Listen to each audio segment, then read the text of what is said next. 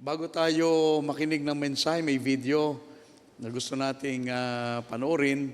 Ang ating missionary ay galing na rito, parang 2 years ago ba? 2 years ago.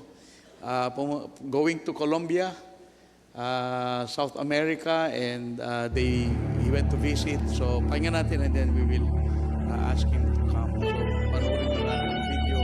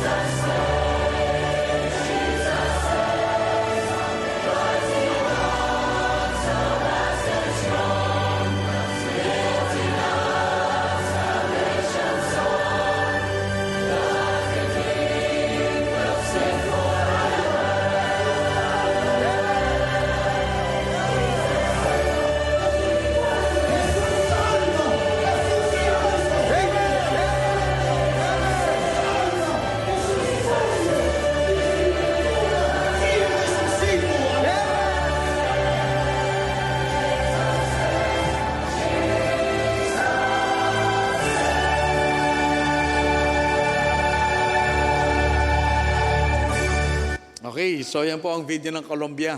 Ang Colombia ay nasa South America. They are known for coffee and cocaine. Sila ay rin, parang mga brown rin, pero may mga black din sila. Pero sila ay of course mga Espanyol. Bihira ang napunta sa mga ganyan kasi nga medyo malayong puntahan ang South America. Saka hindi ko alam kung, may delikado rin daw nga kasi ang daming drug problem. So yung mga police, mga militar, parating alert.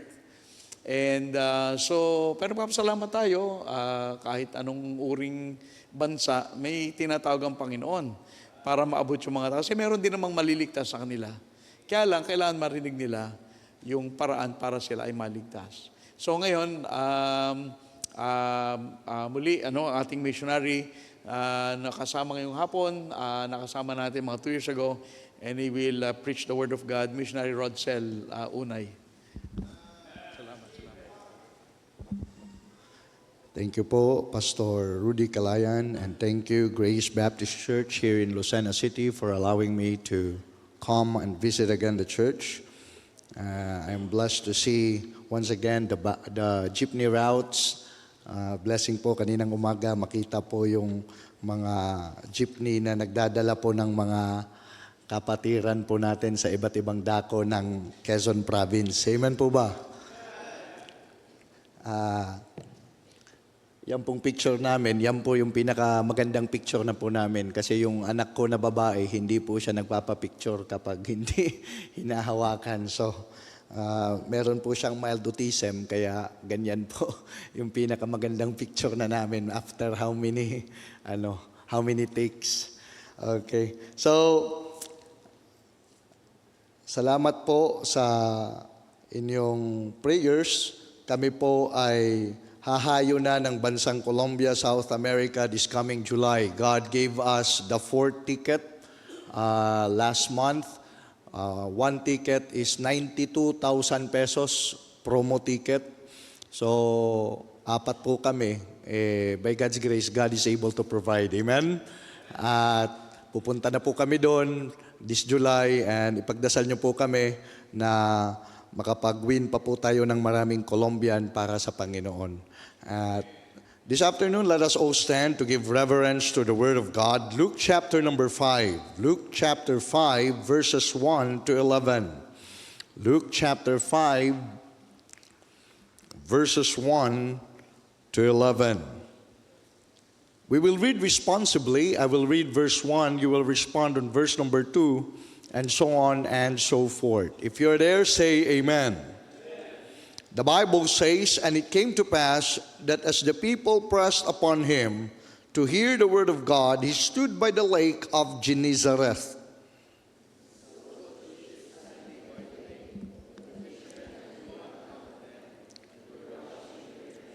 And he entered into one of the ships, which was Simon's, and prayed him that he would thrust out a little from the land. And he sat down and taught the people out of the ship.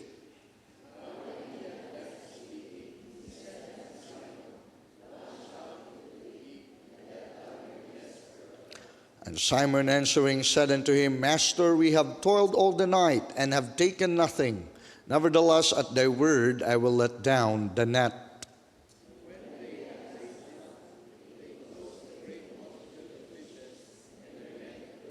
And they beckoned on their partners, which were in the other ship, that they should come and help them.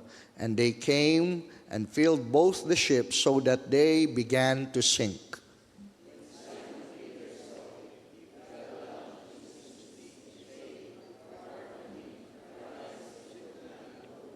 For he was astonished, and all that were with him, at the draught of the fishes which they had taken.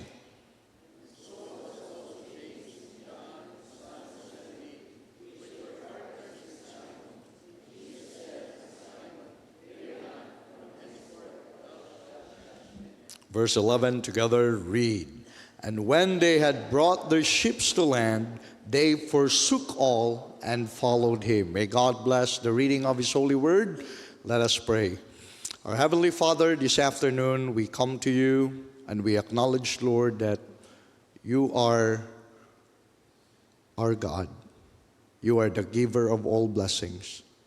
And thank you so much, Lord, for this privilege that you have given us to worship you in spirit and in truth. Lord, help me as I preach your word.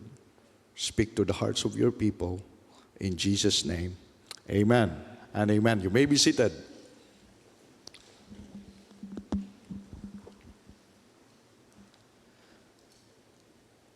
at 10,994 meters or 36,070 feet.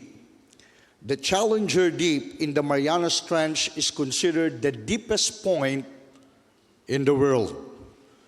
The title of our message this afternoon is Deeper for God. Deeper for God. There are 4 things that I want to share to you this afternoon. Number 1, we see the landing of the ship. The landing of the ship. Look at verse number 3. The Bible says, "And he entered into one of the ships, which was Simon's, and prayed him that he would thrust out a little from the land. And he sat down and taught the people out of the ship." During this time, Jesus Christ was looking for a ship wherein he can enter and teach the people about the Word of God. You see, Jesus Christ is looking for ships that are available. Amen? The greatest ability is not your ability, but the greatest ability is availability. What's the use if you are good in music but you are not using it for the glory of God?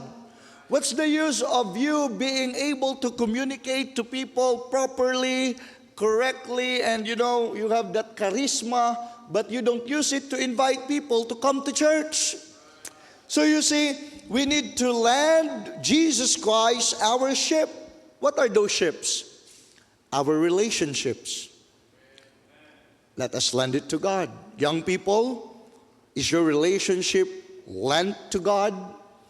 Pinapahiram mo ba ang Panginoon sa relationship mo? O baka ikaw lang at ang jowa mo ang nakakaalam?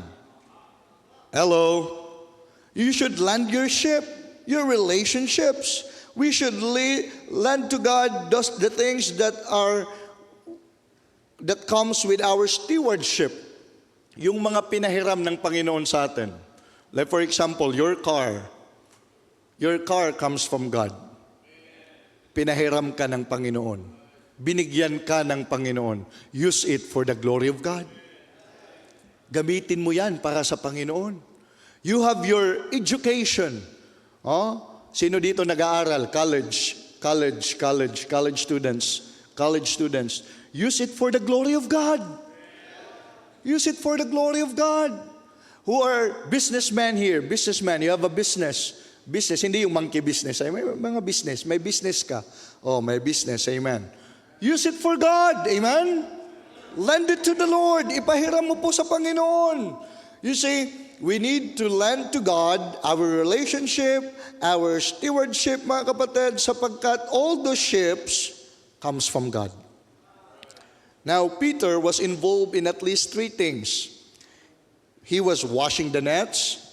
He was weary in body. And ito pa yung masaklap, kapag mangingisda ka, he was without fish. Wala siyang isda. Alam nyo, ganyan din po minsan sa ministry.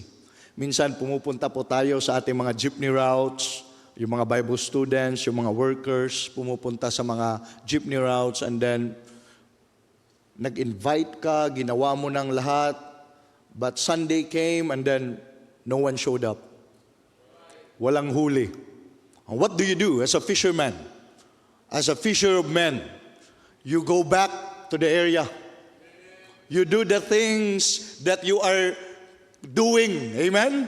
Hindi ka ma-discourage. Hindi ka susuko. Amen po ba? Babalikan at babalikan mo ang mga prospects po natin. Amen? Kahit na yung iba para ng mga suspect, pagpunta natin doon, andyan na yung mga baptist, tago. Kahit na tumago sila, babalikan po natin. Amen? What are the areas of our lives that we let Jesus in? Is He the Lord of our family? You see, I'm not yet long in my family life, but I understand now that it is impossible for a father to lead the family without the Bible. Hello? Hindi po pwede na ama ka tapos hindi mo bubuksan ang Bible sa loob ng bahay nyo. Amen? Hindi po pwede na ama ka na hindi mo ililid ang family niyo into family prayer. Hello? Tayo po dapat ang nag-i-initiate. Amen? Tayo po ang pastor sa ating bahay. Amen? Tayo po ang leader sa ating bahay and we should initiate it. We should land our families to the Lord. Amen po ba? Oh, mga parents, kapag ang inyong anak ay may burden, gustong magpastor, gustong magmissionary, wag niyong pipigilan. Amen? Wag niyo sasabihin, anak, wag yan. Magdoktor ka lang, anak. Mag-engineer ka lang, anak. Well, all those professions are good. I'm not saying that they are bad. But you see, if God is calling your children in full-time ministry, allow them. Amen? Support them. Help them. Pray for them. Huwag niyong sasabihin na, anak, wag lang ikaw. Ito na lang si Bunso kasi bobo to. Ito, Bible school ka ikaw. Huwag po natin gawin yung ganun. Amen? Mga kapatid, we need to lend our family to the Lord. We need to lend our finances to the Lord. Amen? Yung mga finances po natin, the Bible says, for where your treasure is, there will your heart be also. Saan po natin ini-invest ang ating mga pera, mga kapatid? Where are we spending our money? Maybe we have so much money for Shopee. Kilala na kayo ng rider. Kilala na po kayo ng rider. Ma'am, eto na po yung order nyo. Tapos bukas uli, ma'am, eto na po yung order nyo. Pero hindi kayo nakakapagbigay ng tithes. Allah, eto na naman si pastor. Malakay na naman, sumalakay na naman si pastor. Sumalakay. Mga kapatid, invest for the glory of God. Amen? Lend your finances to the Lord. Lend your feelings to the Lord. Because if Jesus Christ is not Lord of all, He is not Lord at all. Jesus Christ must have the preeminence in our lives. What does it mean? It means that He is Lord of all our lives. Ang hirap po sa atin, magaling lang po tayo sa kanta. May kanta nga minsan hindi ko kinakanta kasi yung lyrics talaga ng kanta napakabigat. Sabi ng kanta, I surrender all to Him, my blessed Savior, I surrender all. The question this afternoon is, do we really surrender it all to God? Pinahiram ba talaga natin sa Panginoon ang ating mga buhay? Mga kapatid, it is a challenge for us this afternoon to fully lend to God our ships like Peter. Ang dami naman sana ng ship, but you see the sovereignty of God. Pinili niya yung ship ni Peter. Pinili niya yung ship mo. Pinili niya ikaw. Pinili niya ikaw. Pinili niya ikaw. I don't know. I cannot fathom the love of God in my life. The Bible says in Psalm chapter 8, verse number 3 and 4, when I consider the heavens, the work of thy fingers, the moon and the stars which thou hast ordained, what is man that thou art mindful of him, and the Son of Man that thou visitest him? Sino po tayo para bisitahin ng Diyos? Sino po tayo para alalahanin ng Diyos? But from the Word of God, we are visited by God. God took the time to visit you. He took the time to visit you. Not just the landing of the ship. Number 2, the launching out to the sea. The launching out to the sea. Look at verse number 4. The Bible says, now when he had left speaking, he said unto Simon, launch out into the deep and let down your nets for a drought. Christians, do not stay in the shallow waters of mediocrity. Amen? Huwag po tayong manatili sa mababaw na parte ng ating Christian life. Tayo po ay magpalalim, pumalalim. Amen? Wag lang po tayo dito sa mababaw. Alam niyo po, yung mababaw, para lang po yun sa mga baby. O kung nakikita niyo yung mga baby, yung mga bata, doon lang talaga sila sa mababaw. Hindi sila pwedeng pumunta doon sa malalim. Doon lang talaga sila, nag-i-enjoy sila. O, nakikita nila yung kanilang mga paa, maliliit, cute. O, pero kapag malaki ka na, matanda ka na sa Christian life mo, hindi mo na may enjoy yun, doon ka lang sa mababaw. Kailangan pumunta ka sa malalim, amen? At ako po, hindi po ako maging isda, pero alam ko po na yung mga malalaking isda, yung mga masasarap na isda, nasa malalim po, amen? Yung dito sa mababaw, yung makikita mo lang doon yung mga maliliit, mga hatchlings, mga bago palang labas na mga isda, maliliit.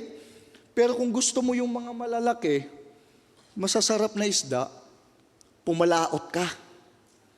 Doon mo makikita, kagaya sa Christian life, kung gusto mo makita ang malalaking blessing ng Panginoon sa buhay mo, huwag kang makontento dito sa mababaw.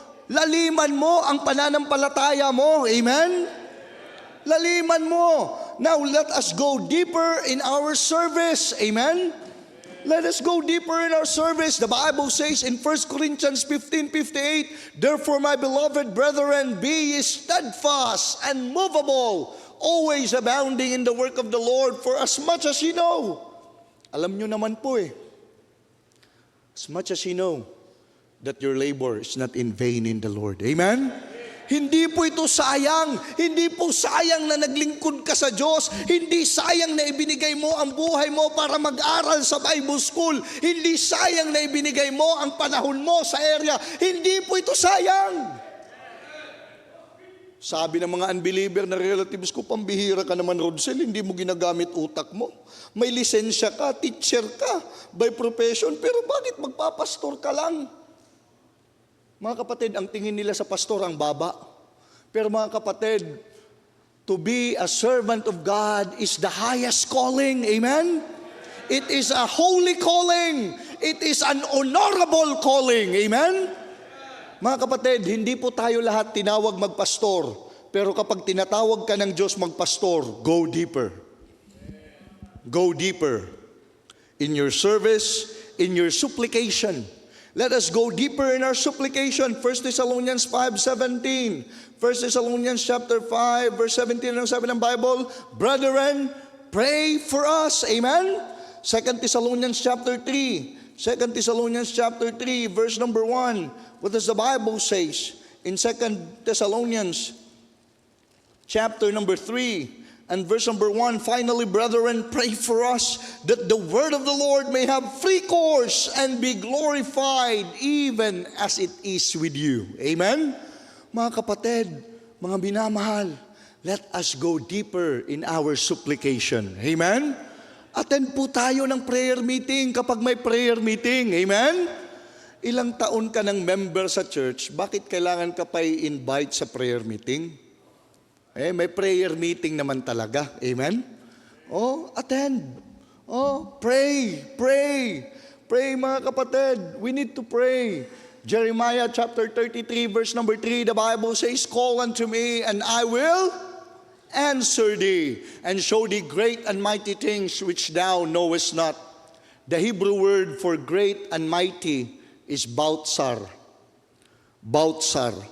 It means it is impenetrable, impossible, impregnable, mga kapatid. But because we call upon the name of Jesus Christ, the impossible becomes possible. The impenetrable becomes penetrable. The impregnable becomes pregnable, mga kapatid. Why?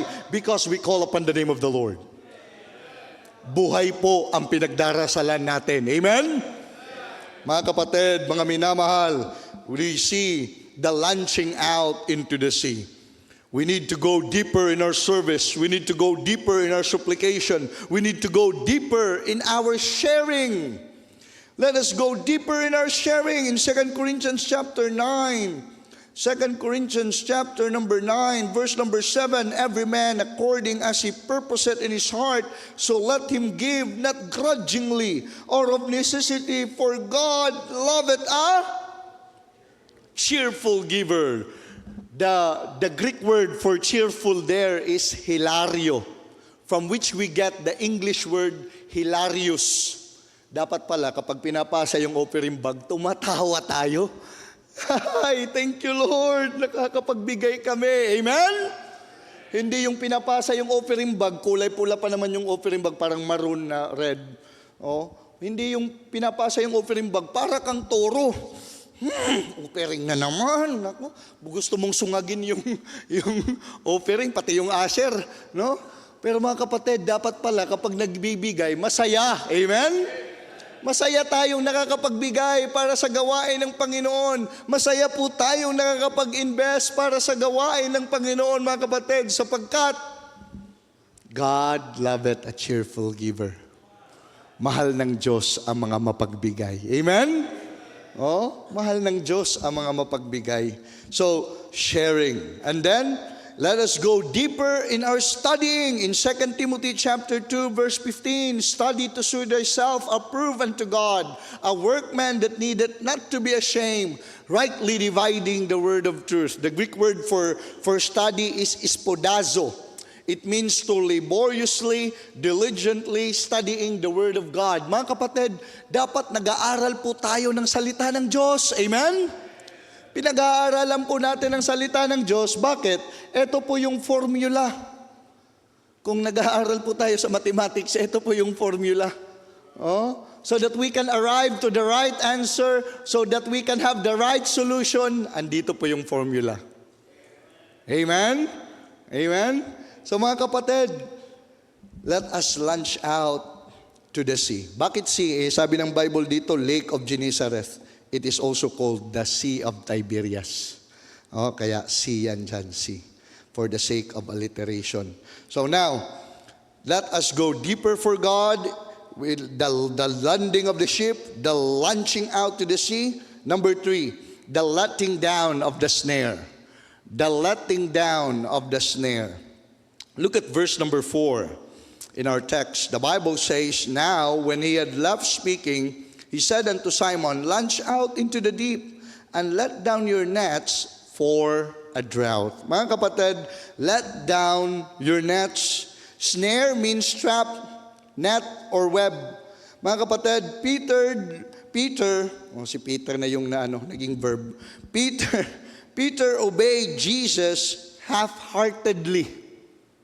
Parang tayo si Peter po, no?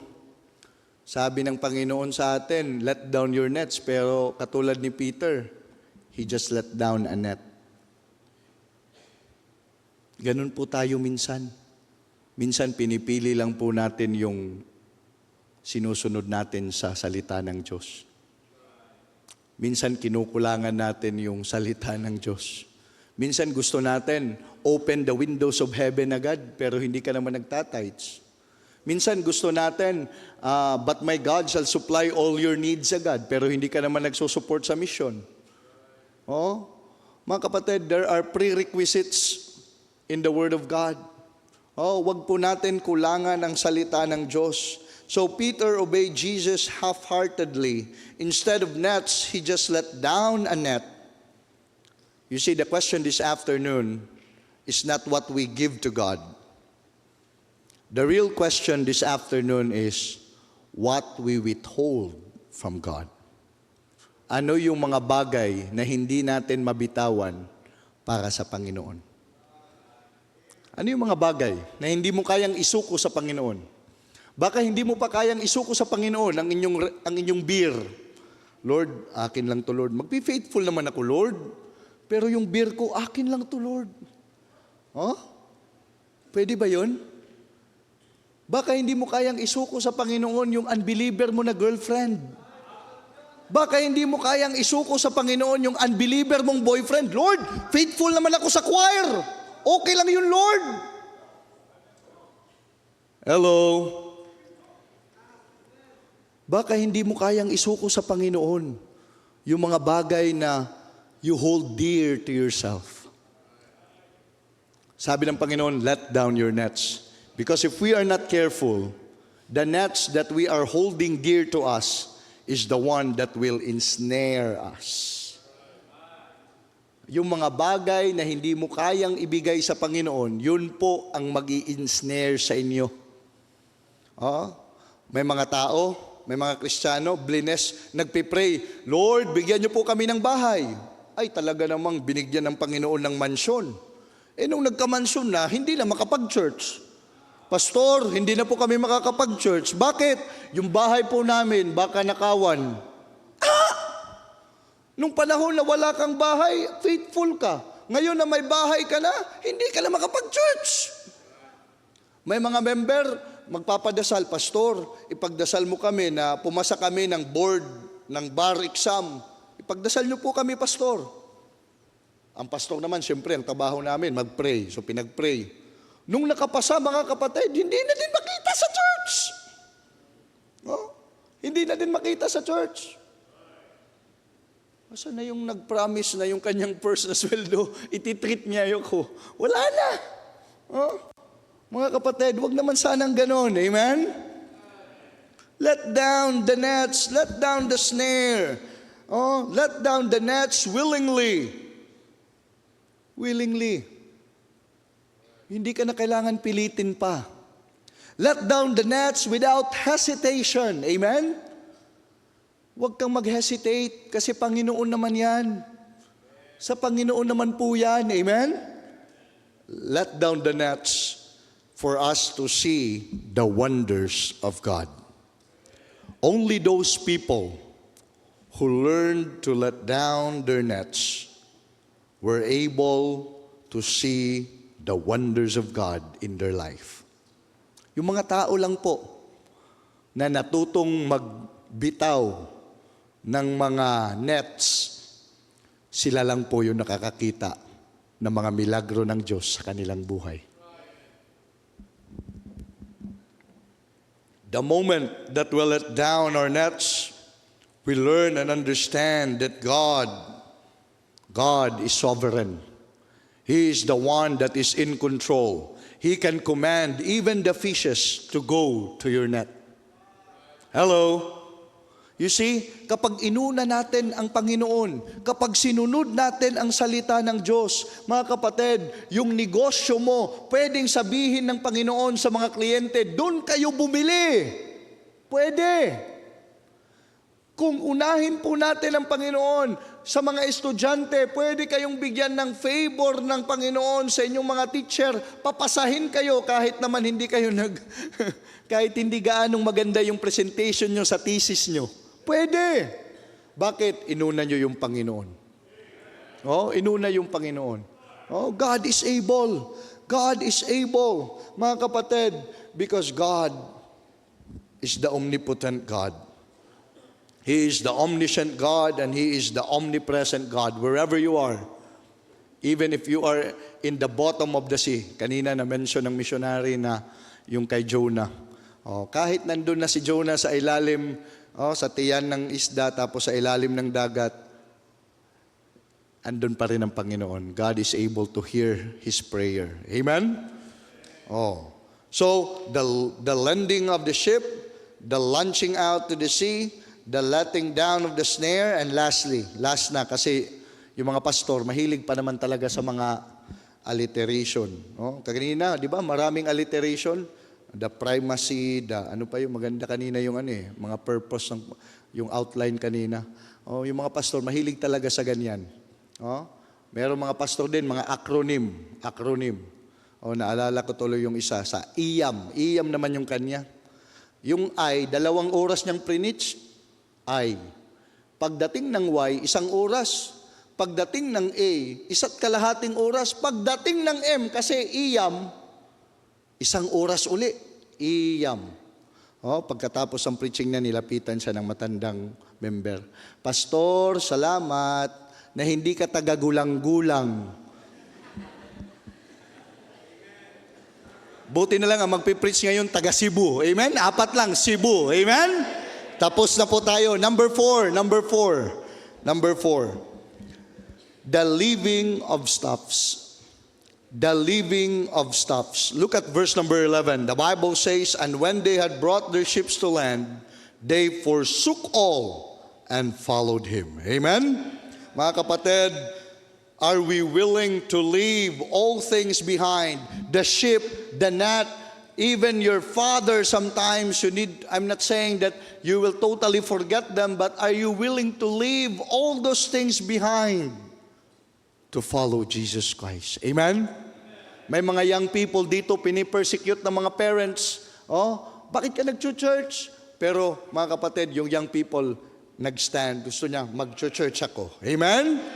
Oh, you need to take a stand. You need to take a stand in order for you to follow Jesus Christ fully in your life. Amen? Are you willing to leave your profession for Jesus Christ?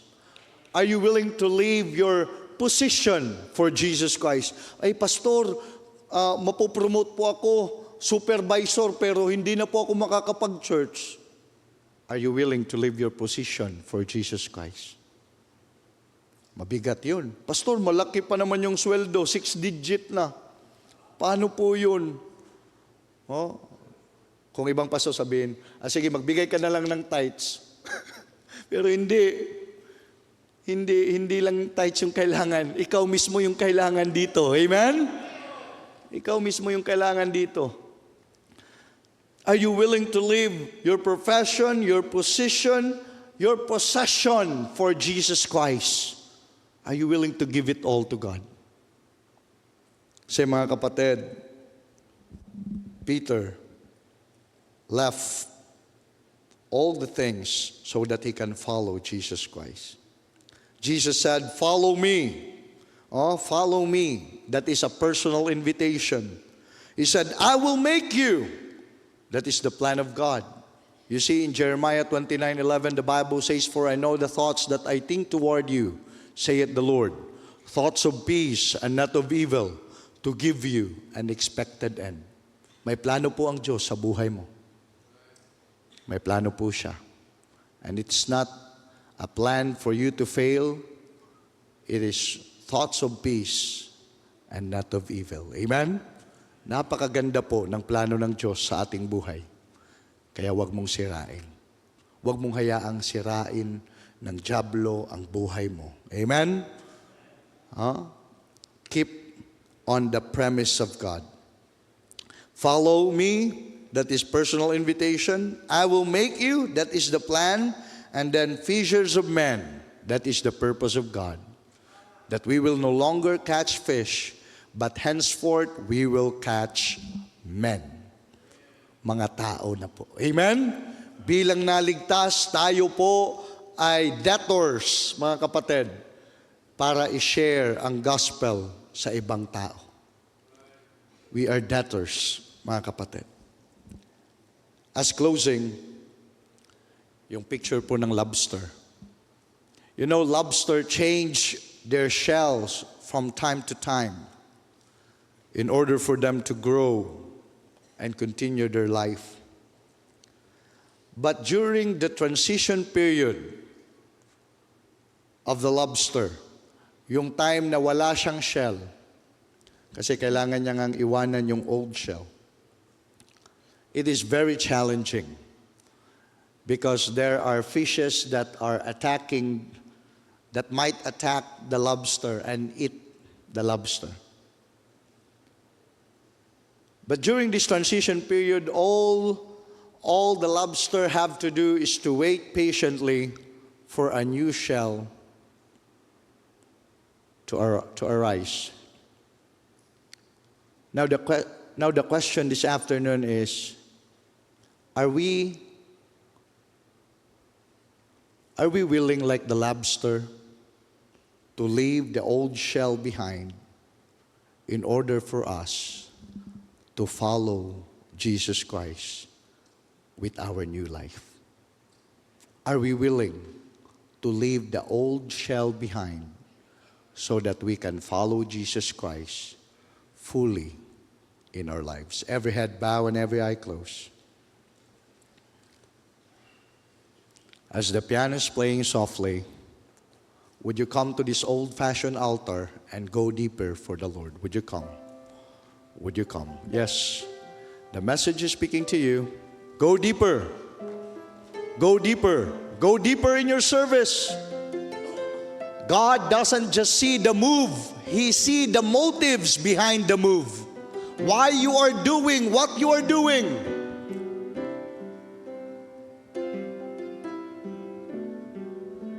Go deeper for God. Go deeper. Yes, come.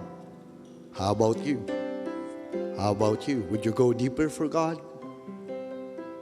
Are you willing to leave all things so that you can follow Jesus Christ? Are you willing to let down the net? The nets, brother. Yes, come, my brother. Come, my sister. Yes, come. May I call the pastor of this church to please come and pray for our brethren. Ngayon pong hapon, kung hindi pa kayo nakakilala kay Kristo, ang kailangan gawin ay manampalataya sa Kanyang ginawa sa krus ng Kalbaryo para sa atin.